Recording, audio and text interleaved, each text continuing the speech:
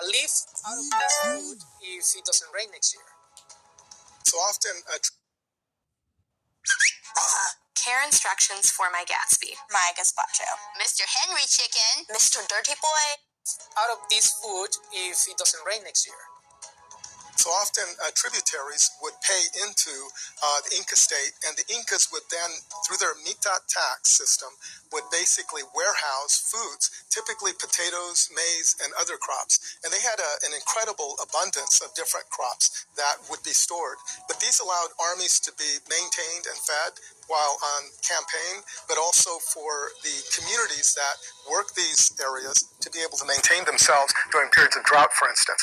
So it was a system that was a give and take, but virtually everything in the Inca Empire belonged to the Inca himself. Maya society was made up of city-states that dotted the landscape in Mesoamerica. Moving goods and services to a population in the millions was done through a highly evolved system of trade and commerce.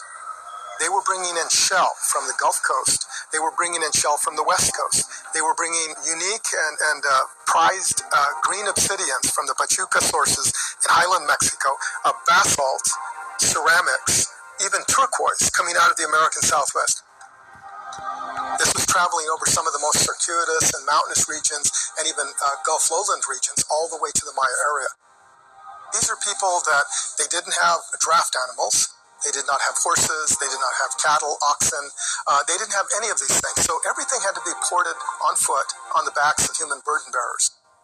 In turn, what the Maya were giving back was access to the Motagua River jade source. True jade occurs only in a few places on the planet, and the Maya had access to it.